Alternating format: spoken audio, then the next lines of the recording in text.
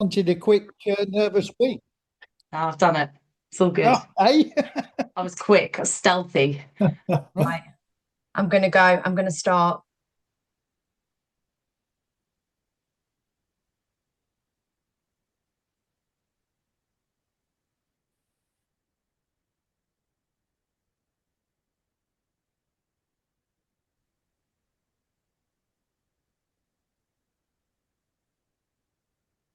Right. We all here.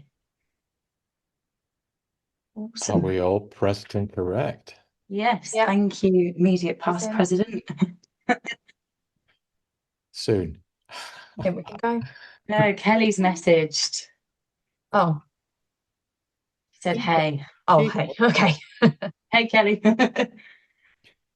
Right, so let's get going then. So welcome everyone. Thanks for joining us today. And yeah, I just really want to thank you for giving up an hour of your valuable time during a work day. So today from Council, we've got Carly Hughes, Ashley Wilson, Ian Hashoshin, and Sean Lundy, our president-elect from the IOSH PD team. We've got Kirsty Dickens, Tracy Steens, and Lou Laurenti.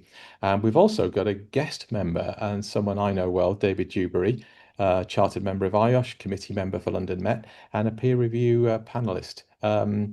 So we're going to hear from David a little bit later, but kind of why are we here today? So this is the third session in a series of four, and it's all about building confidence in using IOSH Blueprint for CPD, for self-assessment and ethics compliance. Now, what we want to do is give you our experience and share our, share some of the probably maybe some of the little hiccups that we've had along the way, and show you these tools to support your professional standards, career development, and also, yours, our credibility as OSH professionals. And I do want to be really clear about something.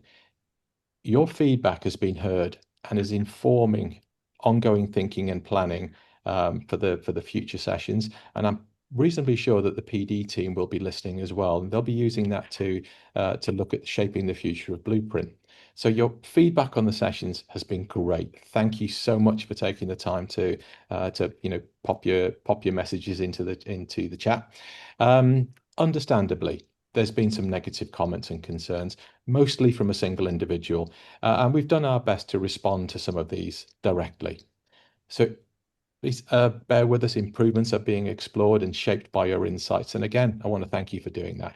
But our council members with us today, let's be really clear, they're volunteers who've given up their time and they're here to help you get the most value that you can from the Blueprint system as it stands today.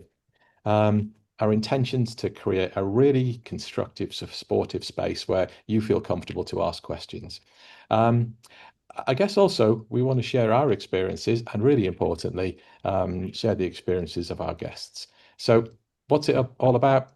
It's designed to help you build confidence, use blueprints to develop your CPD effectively. Again, just a question or me an ask. Please get involved through our pause and think moments. And also feel free to ask questions via the Q&A. That's enough from me. I'll join again at the end, but I'm now going to hand over to Carly. Thank you. I just want to double check my microphone is on. Amazing. Awesome. Thank you. So yeah, just to touch really loosely for those of you guys who have maybe attended the first and second sessions, or maybe if this is your first session joining, this is session 3 of a 4-part series. So the first session, which we delivered back in February, we looked at CPD and focusing on myth busting and data gathering. And then session 2 was hosted by our fellow council member Yvette, which was focusing on the barriers to CPD and practical solutions. And then today we're going to be looking at blueprint and ethics and the self-assessment. So just before we get started, I'm going to hand over to Ashley just to run through how today's session is going to run and any sort of like housekeeping bits and pieces like that. Over to you, Ashley. Thanks, Carly. Okay, good afternoon, everybody. I hope you're all enjoying the nice warm weather out there.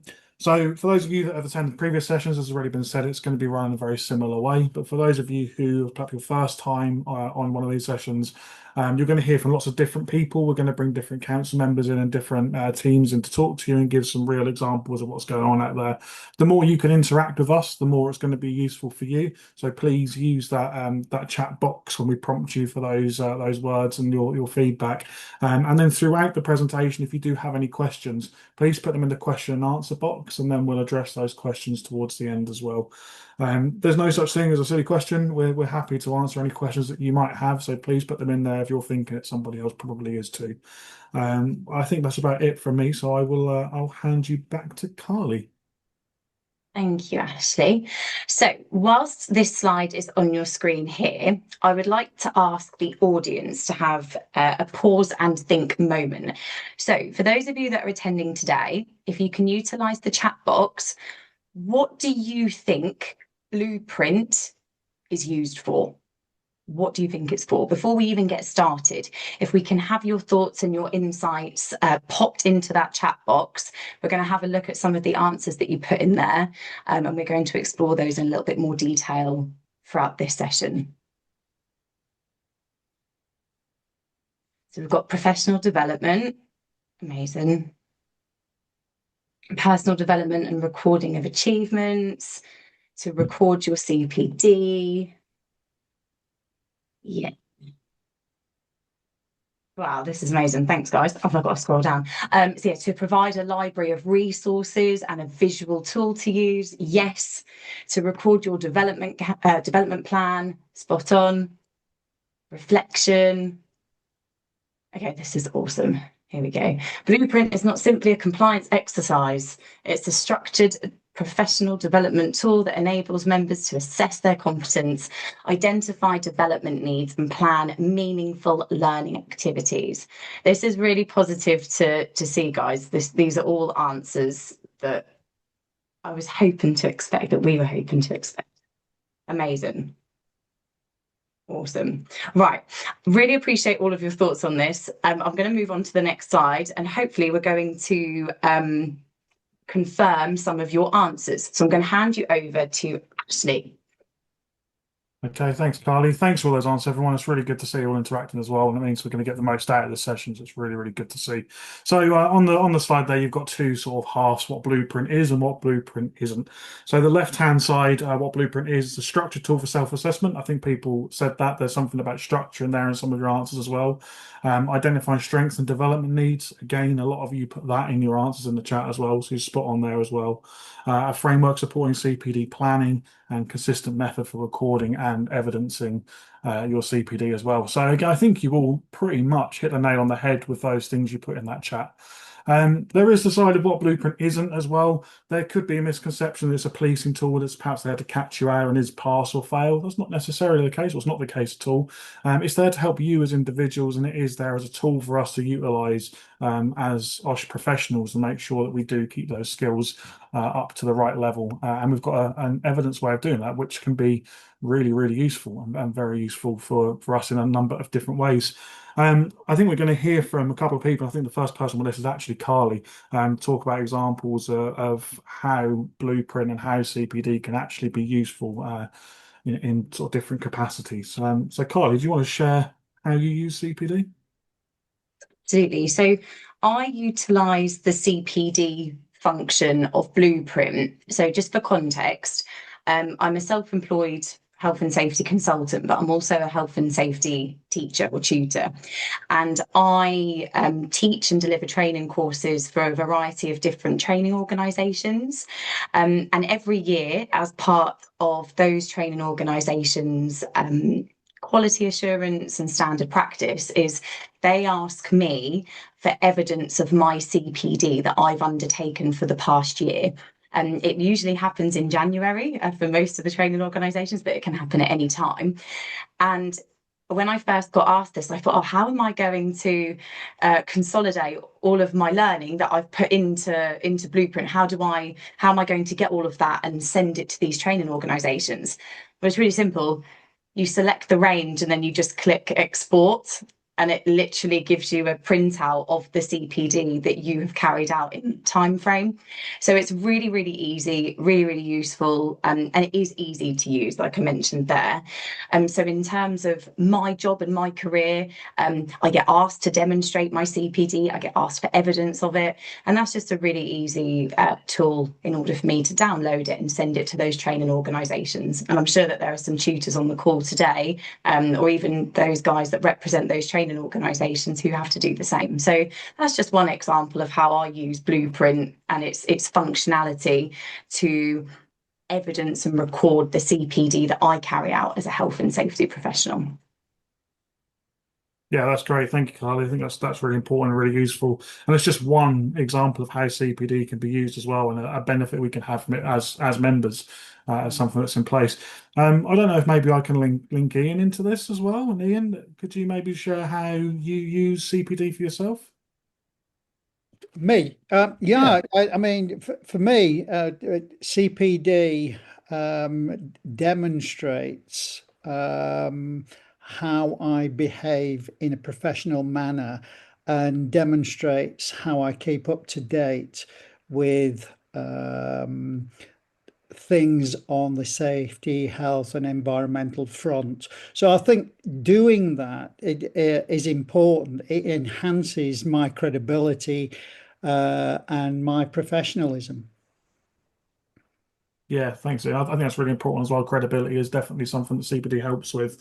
I know very early on in my IOSH career, I realized that Blueprint is a great way to plan your development as well, and to work out what you want to achieve and to put those sort of plans in place rather than just have things happen that you record. Actually having something that's focused and can be delivered that way can be really, really powerful and impactful. So there's a few different ways there, or different ways that CPD is being used by a few different council members. So I think I'm going to hand over to Tracy for the next part. Thank you for that. Yeah, so I'm Tracy Steen, CPD team leader. I work for IOSH. So I'm here just to mention how the self-assessment, which is part of Blueprint, the first point of actual access once you go on the system, does actually what it gains you, why you should do it, and what you get out of it. It's a huge benefit. So the self-assessment mainly is identifying the gaps in your knowledge. You're using it as a development tool. So you're looking at your capability across your IOSH career, what you've already done, but also what you still need to do, what you still need to gain, and where those skill gaps are in your knowledge. It is mapped across our competency framework for you as well. So that underpins the foundation of CPD.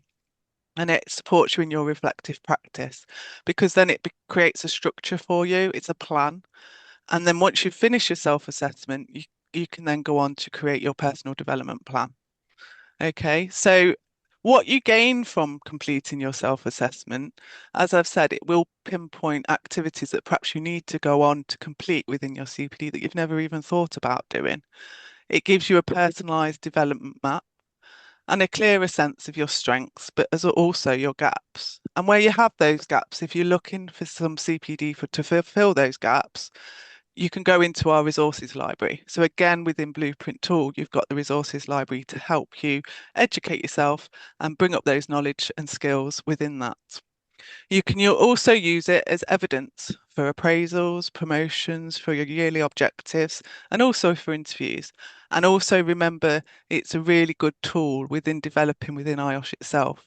So if you are moving categories within the IOSH membership, that's what you can use. And your self-assessment, you can go back and redo it at any time. You don't have to do the whole thing. Don't worry about that. You can do it module by module. There's 12 competencies there.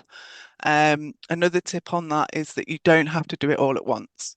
So it's something that you can save and just do one competency area and go back to as well. But it's a self-investment of your time, and it benchmarks yourself against where you want to be and what you want to achieve.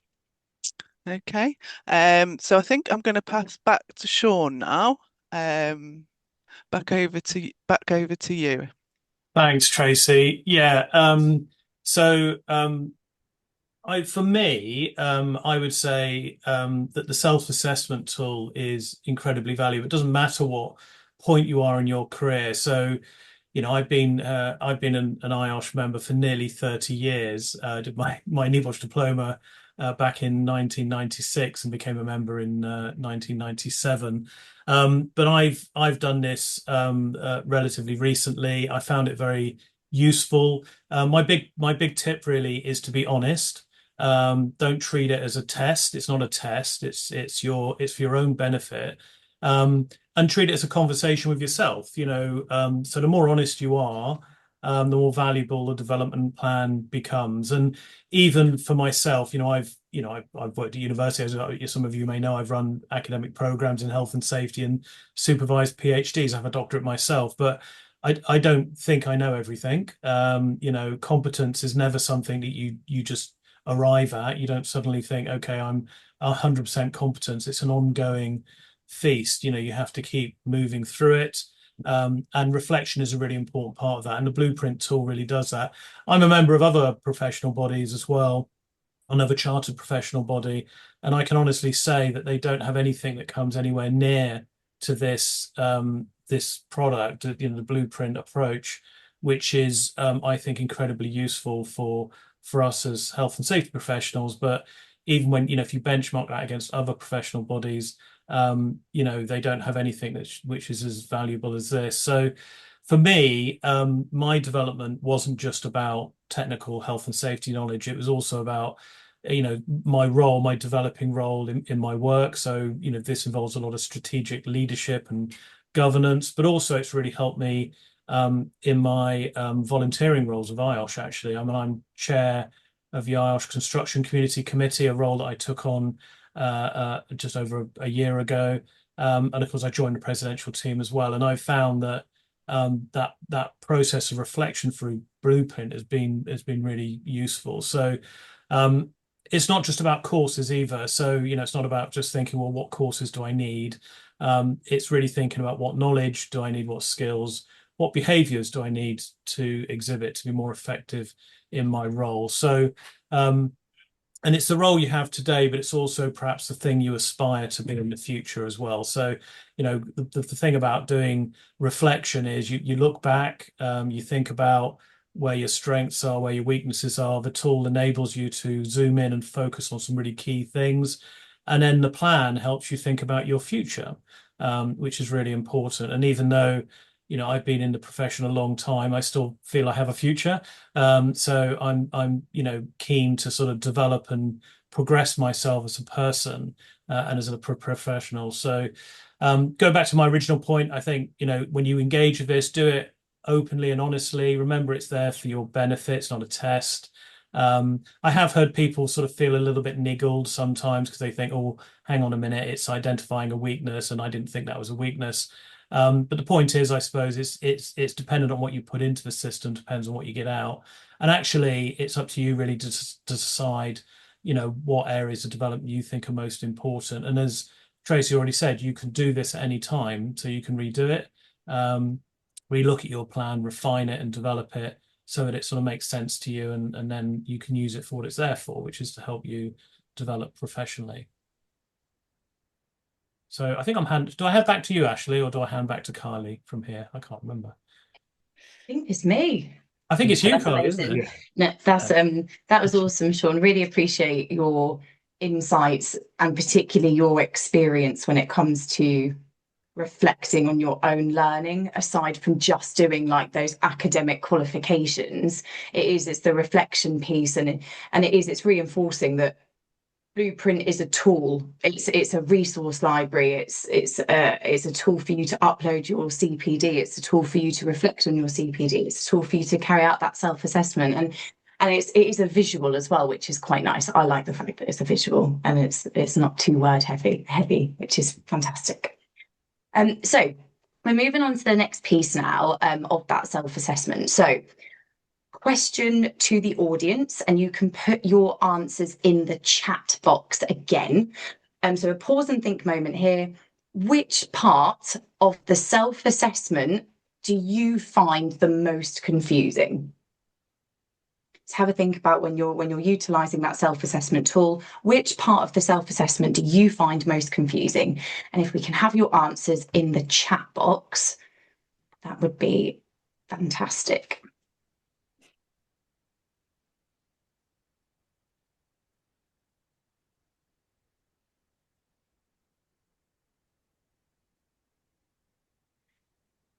So we've got Kim, find it repetitive, confusing to enter text in both boxes.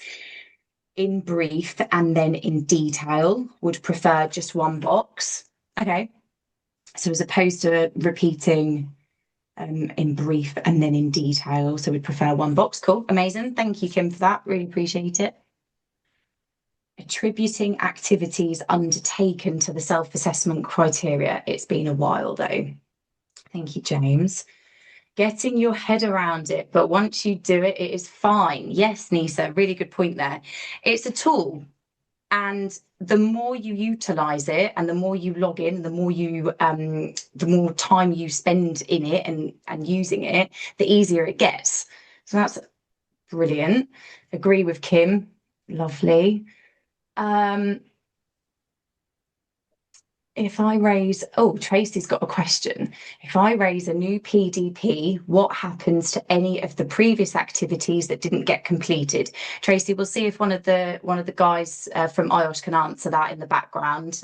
Really good question. Knowing where to pitch my competence level, it's easy to underestimate or overestimate, I think is a good one as well. I think the perception that we have on ourselves versus maybe the perception of someone else on our competence can vary, can't it? That's a really good point.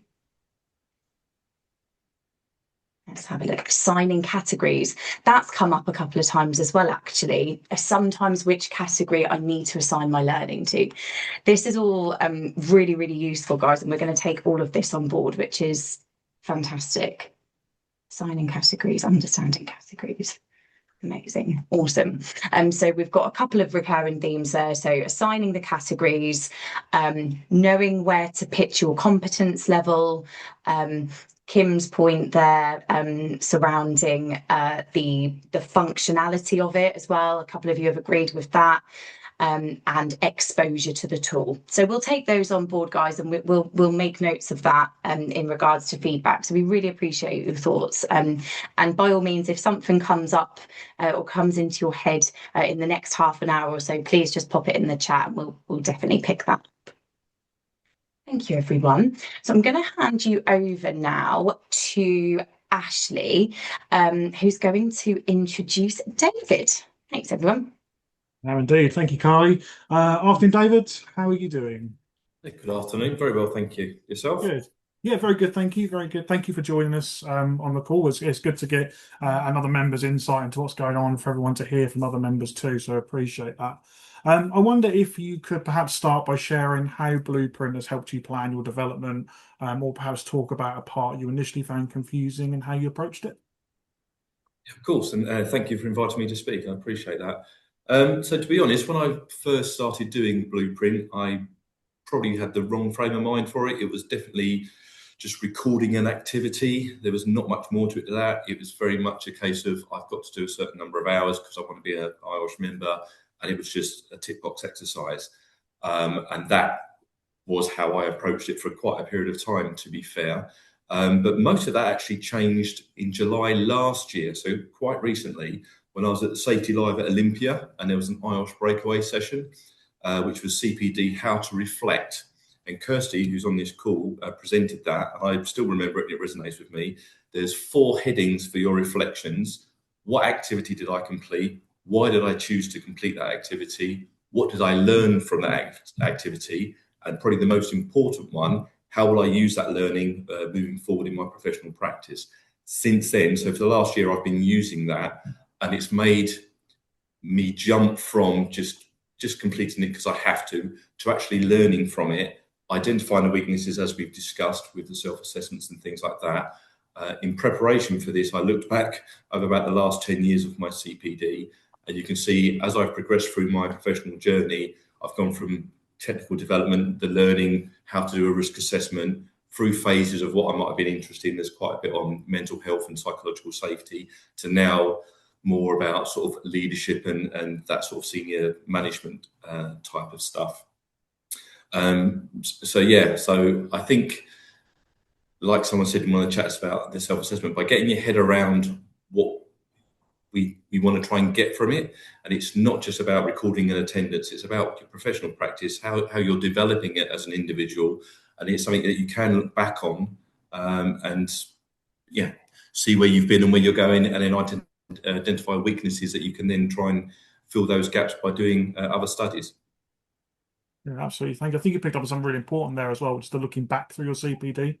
Often with CPD, obviously, with continuing professional development, it's normally always forward focusing and forward looking, but looking back on things can be equally as powerful and useful to see how far you've come, maybe remind you of things you've done in the past. Yeah, so that's great. Thank you for that. And was there anything in I think you might have sort of touched this a little bit, but perhaps a bit more detail. Was there anything in your self-assessment that highlighted a competency you perhaps hadn't considered before? And how did that influence your development plan and your chosen activities? So again, a bit like what quite a few people have put in the chat, where to set yourself. Are you underscoring ourselves, overscoring ourselves? Where I think I am might not be how I'm perceived by my management or my direct reports who work underneath me. So it's what I tend to do is have that. I ask for feedback from people that I work with to see where they would put me in certain things, and then try and calibrate it that way. I didn't find anything too particularly confusing. It's just literally put a pin in it and work on it. Yeah, no, that's brilliant. Thank you. And a lot of members also say the single choice questions can feel restrictive at first, but what was your experience with that? How did you approach those? Again, overall I would agree, but we've got to have a template of some description, whatever that might be.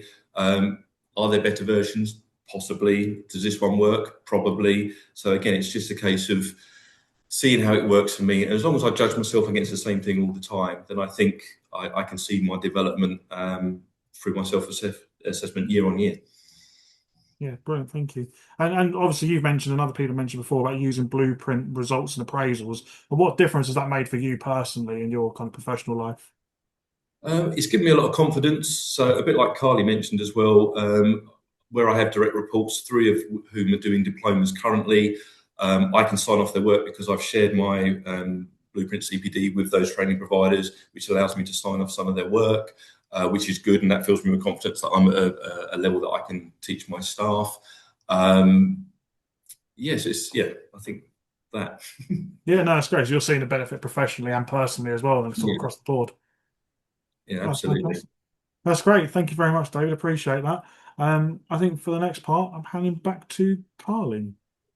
Thank you, guys. I just want to touch on that just for a second. We've had a message come in. This is at you, David, aimed at you, actually. So Ray has said, hi, David. I was at the same session and learned about the same 4 CPD headings, and it has altered my perception of CPD reflection significantly and improved my reflection and understanding and blueprint completion. So that must have been a fantastic event, or a little like a seminar to attend, because Ray in the audience as well also said the same thing. So that's great news. Awesome.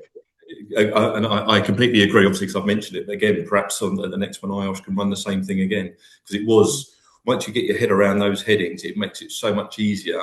Because with the 500 characters, we have to get in. I was always trying to pad that out.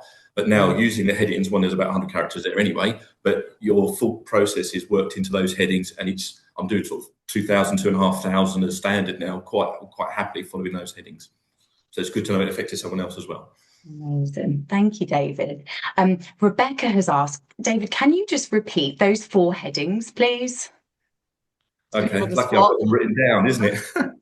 So 1, what activity did I complete? Which is quite simple, just a line there. Why did I choose to complete this activity? So that's, again, if you're doing on your self-assessment, I wanted to learn more about XXX. What did I learn from the activity? And then the 4th one, the most important one in my mind, how will I use this learning moving forward in my professional practice? Learning for the sake of learning, to me, doesn't mean anything. It's what you take away from that learning and then implement into your professional development is where the gains come.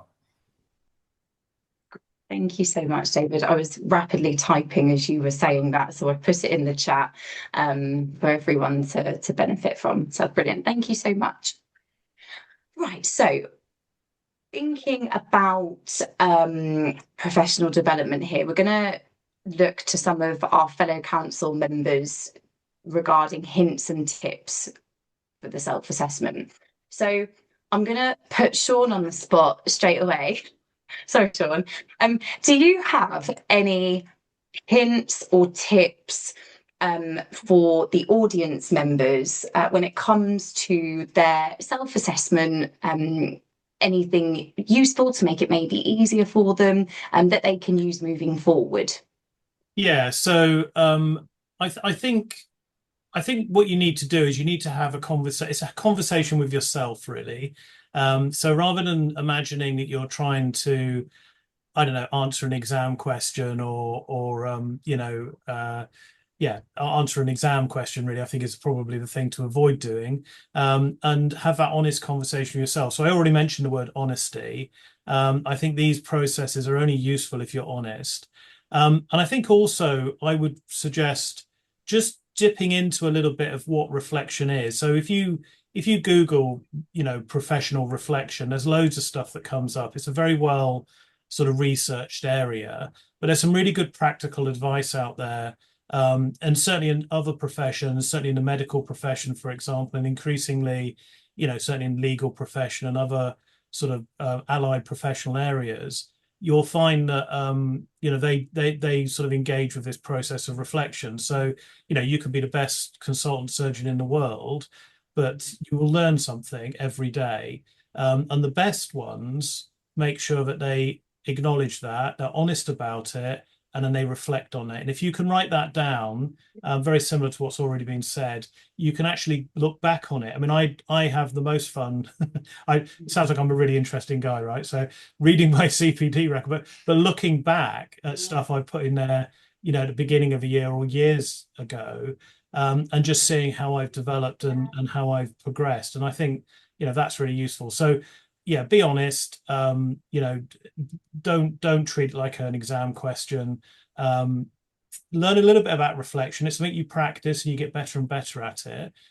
So it is about sort of using those headings that have already been mentioned, and then also reflect on your reflections as well. I think that's really useful because sometimes you can build. So there's a build element to this that you can look back and go, well, actually, yeah, I have developed here, and I can reflect on that and say, yes, as already been said, maybe it could be something to do with leadership, management skills. It could be to do with a new area that you hadn't engaged with previously, like well-being or psychological safety. And then you can see how you build that knowledge and capability and indeed your competence as you go through the future. So there's quite a lot of tips in there, Kylie, so to unpack, but be honest, I think is my big one, and learn a little bit about reflection and practice it. Don't be shy to do it. It's like when you go to the gym and you're exercising a muscle, you have to keep practicing it in order for you to get better at it. And you mentioned there about when you look back at your CPD entries from the start of the year or the year before. I also think, to build on that, it's really positive as an individual to then accomplish something. Let's say you set yourself a goal to achieve X by X date. If you then look back to, say, a year and a half ago, and your goal was to achieve a leadership qualification or to be better at X, and then on the 8th of July or the 1st of July, whenever the date is, you can go, actually, I've done that, or I've achieved that, I've accomplished it. It is that reinforcement, and it is that pat on the back that I don't think we give ourselves enough of. So really appreciate your insights there, Sean. Thank you. I'm going to go over to our president, Rick. Do you have any hints or tips for the audience? We've heard some great tips already. I think there's a couple of things. I was one of the people who beta tested the blueprint, and I made a lot of very silly mistakes right at the start, either underestimating or overestimating my levels of competency. And what that did, it gave me a very, very peculiar professional development plan. So I learned two things very quickly by contacting Kirsty. I could go back in and I could perhaps reconsider some of my responses.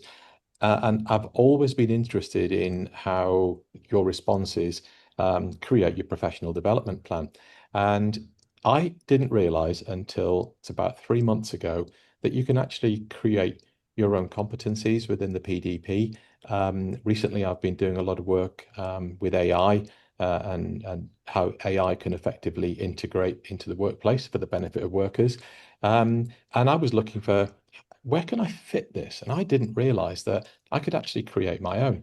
And that's been fascinating for me. And I've used it. I've worked through some competencies for New York State recently. Well, they obviously didn't fit into the standard blueprint, but you just create your own. There's a lot more you can do with this tool than perhaps you realize. And I think maybe a lot of us haven't actually gone into the little question mark at the top of Blueprint when you sign in. The guidance in there is really beneficial. And if I'd read that and perhaps absorbed it better, I would have had perhaps not an easier journey, but I would have made my journey more interesting. And Sean, I love that piece about going back and reflecting on your reflections. I haven't done that, but I will now. Back to you, Carly. And thank you so much. Does anyone else from council want to add any other hints and tips before I hand over to Ashley? We've had some awesome ones given on here so far. Can I jump in quickly, Carly? I know you're going to hand to me anyway, but I just want to jump in Go quickly for and it. point something out. Yeah. Rick, Sean, David, and in the chat, our IPP, Kelly, have all mentioned looking backwards with CPD and using what you've done in the past to inform what you do in the future. Sean mentioned in quite some depth about reflecting on things as well. And reflecting with evidence is much more powerful than reflecting on what just happens now in the present. So we can use what we've done in the past to inform CPD in the future as well. If something maybe hasn't gone the way you thought it would, or been as useful as you thought it would maybe 12 months ago, reflecting on that might enable you to then plan a different CPD activity, which is then more effective for you as an individual. I think that's something that's like really come out just from this session here. That's been mentioned now by 4 different people, is that reflective part and that looking backwards.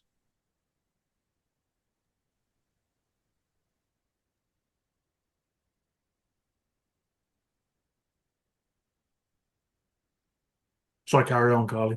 Yeah, go for it. Go for it. Okay. Okay. So we've got another pause and think moment then. So if we use the webinar chat, you think of one competency that you'd like to strengthen this year, something that you want to use your CPD to get better at, or one area that you're looking at in particular. And you stick those in the chat and we'll have a look at what comes up. Straight away, Carly's gone straight in with leadership. Absolutely. AI capability, yeah. Communication, AI again, a couple of AIs, environmental, sustainability. Some great stuff coming out already straight away. Dealing with difficult people, yeah, that communication part of things is really important. That's a very, very important competency for us as IOSH professionals. Leadership, managing up, yeah, absolutely, yeah.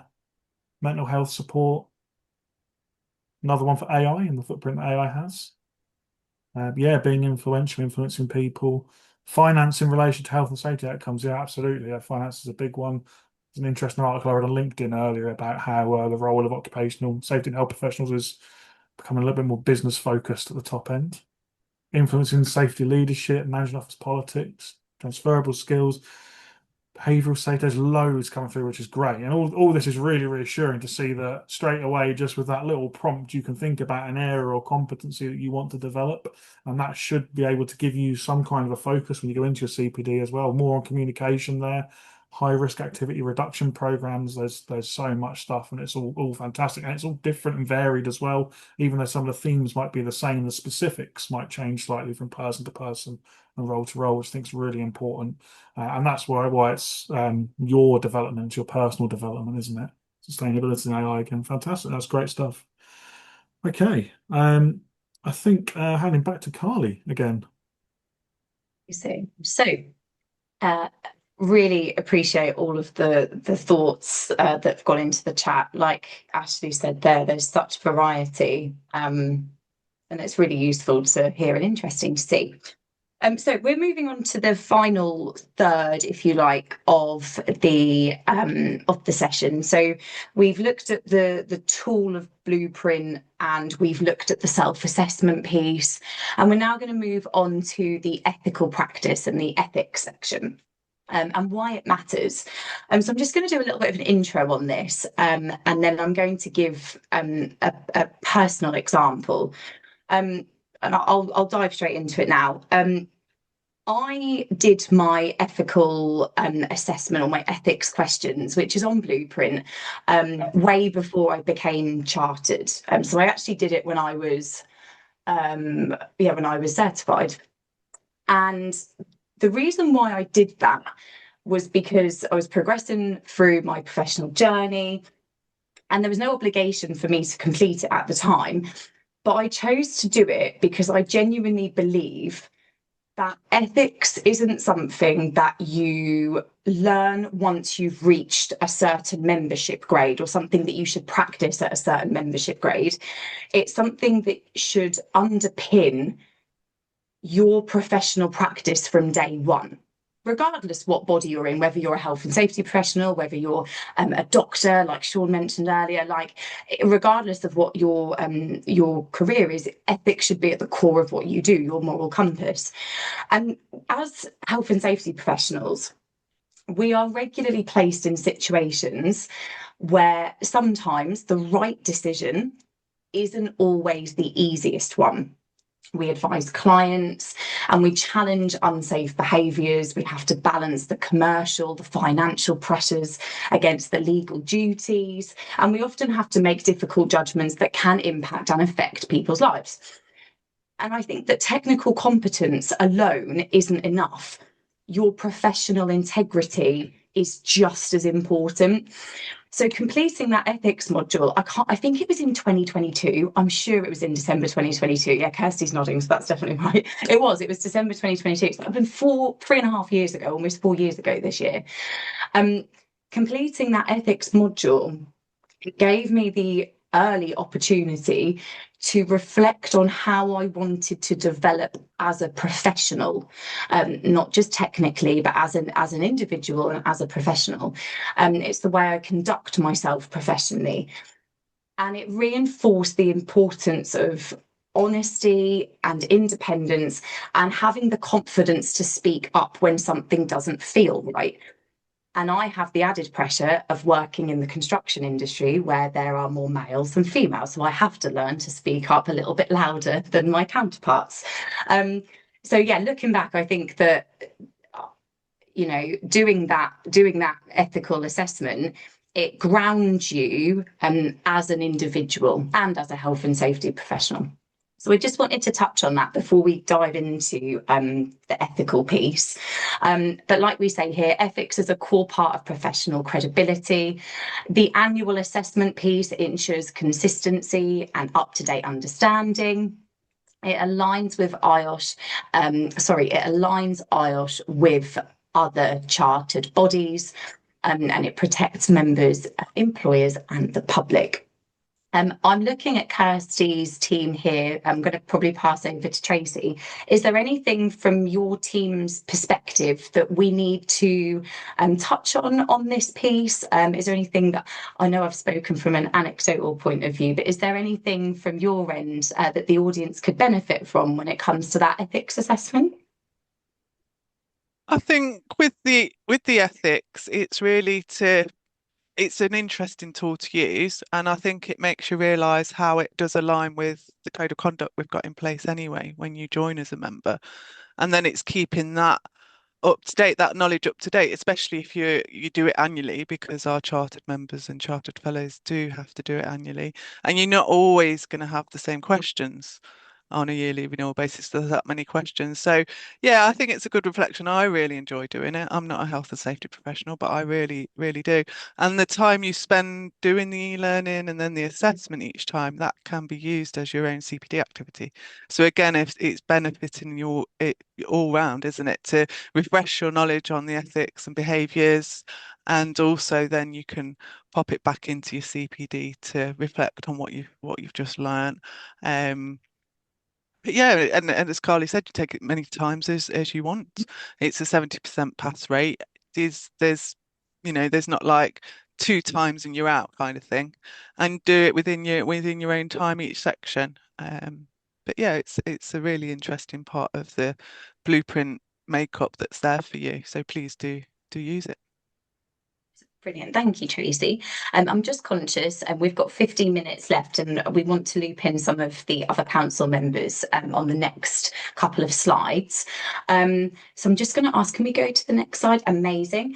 So this is I think it's our final, excuse me, pause and think moment.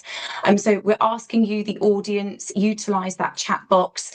Can you think of a time when ethical judgment shaped a decision in your occupational safety and health work, your OSH work? What made ethics important in that moment?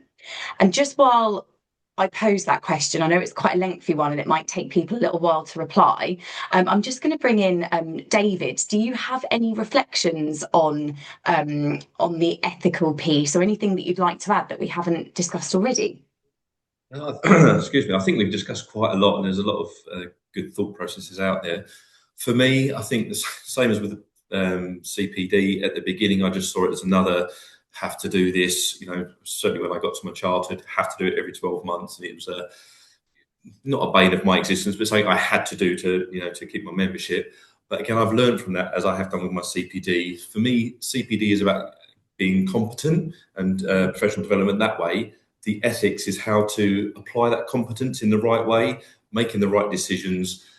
Where I am working currently, we've got a major push on bystander training. It's all, like you said, standing there, being the person in the room that says, that's not right, this is how to do it, and being sort of an integral part of that system with good judgment. And that's from me. It's that moral compass, isn't it? And it is making that judgment when you might be the only person in the room that is going to be the one that stands up and actually does the right thing. Brilliant. It can seem quite lonely being the first one to stand up, but probably if you're the first, you'll then get support from others in the room. It's just we need somebody to step up first. Be the voice. You've got to be brave. Go Indeed. For it. That's brilliant. Thank you, David. We've had a couple of responses to this. I appreciate it's not like a one word answer. So I'm just going to talk through some of these, just spend a minute going through those. So we've had one comment from Alan, working in LA under government intervention and being under extreme financial pressures and standing their ground on safety matters. Fantastic. Nice one, Alan. David, I've left a business because health and safety was not considered a strategic objective for operational managers. Having tried to push this through for 2 years, I didn't feel I could continue there. I won't mention who this was. Thank you, David. Yeah, that's a classic example, isn't it, where the business will have KPIs and objectives for operations and money, I'm sure, but they don't consider health and safety as a strategic objective. And it sounds like you really tried your hardest to change that kind of mindset and that culture. It's another classic example, isn't it? What have we got here? Ian, when an in-house jig did not meet pure regs and it was not allowed on the line despite the fact the jig was needed urgently. This was supported by my senior team. Amazing. So that one, we've got a faulty piece of equipment and it was actually, hopefully I'm interpreting that right, it was removed and it was supported by your senior team. Please tell me if I've not interpreted that correctly, but that sounds like quite a positive one. And then I'll just touch on this last one here before we go on to the last slide. Clash between my job as a health and safety advisor and a union rep. Ethics dictates how I do the right thing, irrespective of company wishes. Yeah, clash of opinions as well, isn't it? That's another it was a new design. Awesome. Thank you, Ian. Cool. I'm just conscious of time, so I'm going to move on for this one, but thank you to everyone who gave your examples on that. I'm going to hand over to Ashley on this slide here for Member Insight. Lovely, thank you, Carly. So we're going to hear from one of our fellow council members, Ian, now, share some anecdotes about ethical and professional behaviour. Ian, I assume you're still there. Yes, I am. I am Fantastic. I'll indeed. hand over So to you. thank you for that. It's very interesting, the ethical side of things. And what I want to focus on here is conflict of interest. And that is part of ethical behavior. And being ethical means in my world, acting with integrity, honesty, fairness, and above all, professionalism. And I'm going to give you two examples, two anecdotes where I have personally been involved in declaring conflict of interest, and it might be slightly different to what you today might be thinking, but it's there to make you reflect on things. So one anecdote involved me being on a judging panel for a Safety, Health and Environmental Award, a prestigious award for the high hazard industry sector.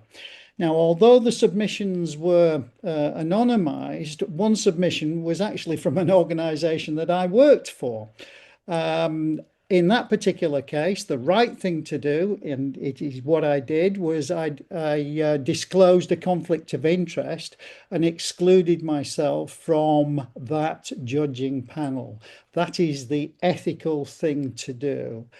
Another one, probably closer to home for some of our members, many years ago, I sat on the IOSH Chartered Fellowship interview panel. I was selected in this particular case from several members to sit on this panel, and one submission was from a very close friend of mine, and indeed a very close IOSH colleague. I'd worked with him on many things. Again, I declared a conflict of interest and I withdrew from that candidate's interview process. Again, that was the right thing to do. To me, disclosure is ethical behavior and it shows commitment to integrity. Doing so, I suppose, it ensures transparency and also impartiality. And we as safety professionals should be transparent. We should be impartial. And it also builds trust and credibility, which is important. I'm sure you'll all agree today that being a health and safety professional, you need to be trusted, you need to be credible. And above all, it enhances reputation. Not only does it enhance your reputation, but the reputation of your organization, which is very important. So, Ashley, I hope that really focuses on the conflict of interest side of things. And maybe I would say people should also look at the code of conduct and how that affects it. But over to you. Great, thanks, Ian. Appreciate that. I think conflict of interest is a really important one for us to keep in the back of our mind as us professionals, isn't it?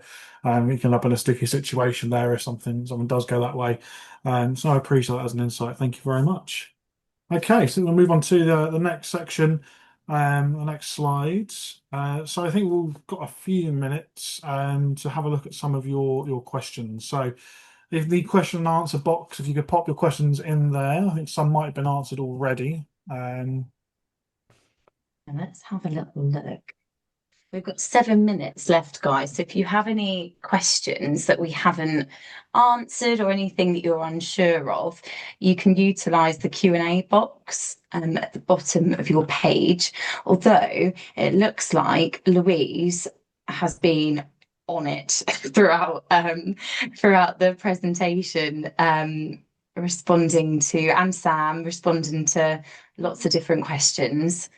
We do have a question from Victoria there. I think that might be one to direct towards maybe Tracy and some technical support there. Oh yeah. So I'll read this out because it might benefit others in the room. So Victoria has mentioned, I've tried accessing the e-learning that is built into the system, the Blueprint, but I can never get it to work.